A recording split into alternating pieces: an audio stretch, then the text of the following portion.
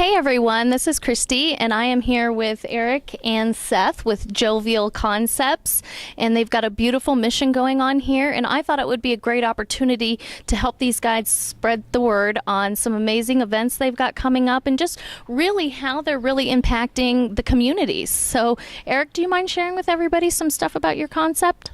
Certainly.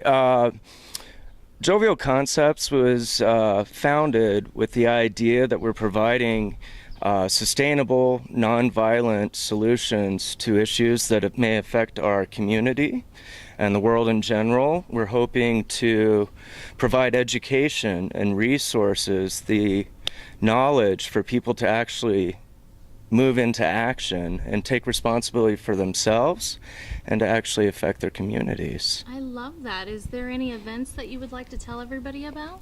Well, a few things that we're doing. We're working with middle schoolers in the area right now. We've created a mentoring program whereby we're helping them define their sparks. Cool. It's our Futures program. We provide them with a mentor and the funds, necessary to get them out and go into a baseball camp or an engineering school, whatever it may be. Our big thing right now is our peace initiative. We've got... Everybody loves peace, right? That's the big thing. Last year we hosted the International Peace Day down on 16th Street Mall in Denver.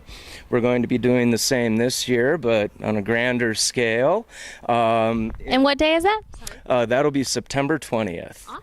And as part of this, we have a Peace Day contest whereby children all the way through adults, they may submit a video detailing what they would like to do to aid the world and make an impact solutions. Yeah, yes. Cool. So once we kind of go through that, we actually award some of these folks, children, middle schoolers, and then adults, give them a cash prize so they can actually put that money toward their project, toward what they've actually discussed, and we're there for support and help them to achieve their ideals. That sounds amazing, because there is so many volunteers and passionate activists out there that care about changing things for the betterment of the whole. So really appreciate what you guys are doing, and I look forward to,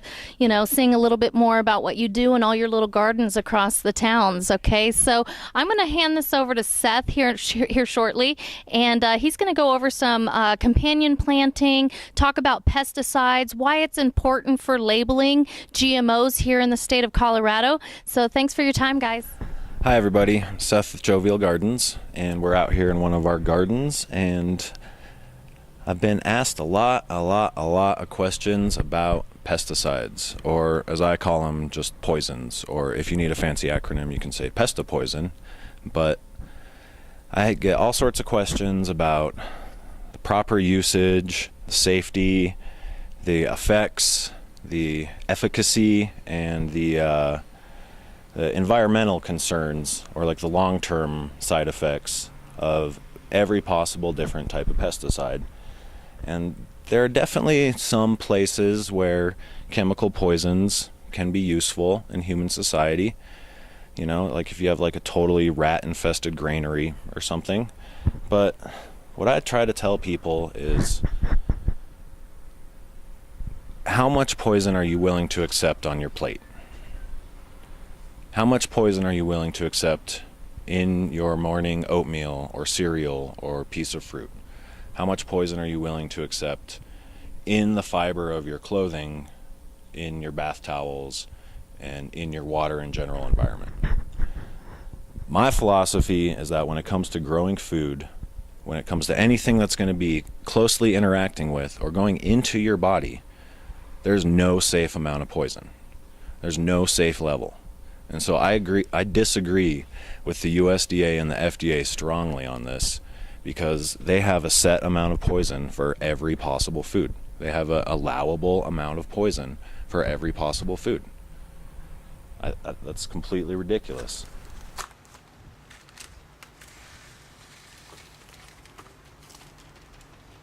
So our Mediterranean garden mix is, first of all, the tomato family. Tomato, peppers, eggplant, some potatoes, sometimes some tomatillos, sometimes some even rare things like wonderberries or ashwagandha, Indian Ayurvedic herb. But all the members of this family have similar needs and similar habits in the garden, and they also have similar companions. So when we plant them together, we plant them with things that are aromatic, like basil and parsley, things that are from the Umbrulaceae family, like carrots, angelica, celery, and then we'll put in a couple nitrogen fixers too, just to give them an extra boost, like some beans or peas, possibly even some fava beans to attract beneficial insects as well. And some people kind of think of companion planting as like an old wives' tale or a myth or some like hippie mumbo jumbo, but it's scientifically proven. It's literally one of the oldest forms of gardening or cultivating plants, is to cultivate them in groups that emulate natural environments or natural ecologies, instead of just trying to grow one thing in one space at one time, and that's it. That doesn't really occur anywhere in nature. So if you're dedicating some of your garden space to trying to make that happen, you're probably wasting a lot of space, and your plants would appreciate some companions. Then we get into the issue of labeling GMOs and the idea that there are now plants in our environment for sale at Home Depot and Lowe's that have pesticide genes, pesticide resistance genes, and a whole slew of other unknown toxic random genetic splicing byproducts in them and in their pollen. So if you have Roundup toxin in a grass pollen, that can drift miles at a time. That can drift hundreds of kilometers in a single day. If you're trying to grow organic sweet corn and you're next to a public school that has Roundup Ready supergrass, your sweet corn isn't going to be organic. Like, just the fact that you have a little bit of the toxic pollen on your vegetative plants is over the line, unsafe, not cool. But when you have the possibility that your plants are actually going to be uptaking genetic material from a plant with pesticide genes in it, and then you want to eat that, that's scary.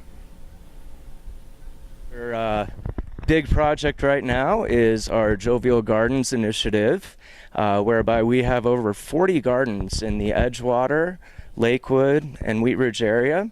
These gardens have been donated by residents in the area. Portion of their yard will be turned into a plot. We'll come in and we'll plant, maintain, which means weeding and making sure the bugs aren't taken off too bad. And we will actually harvest for folks who may not want to do that themselves. We will also provide education for our hosts at any time. We also have a very large contingent of volunteers who come out, and we hope to educate them as well, so we can spread the word to everybody regarding better garden practices and how they can affect our community. As mentioned, majority of this produce will be donated to the food insecure in the area. The hosts do receive a portion of that for their donation of space.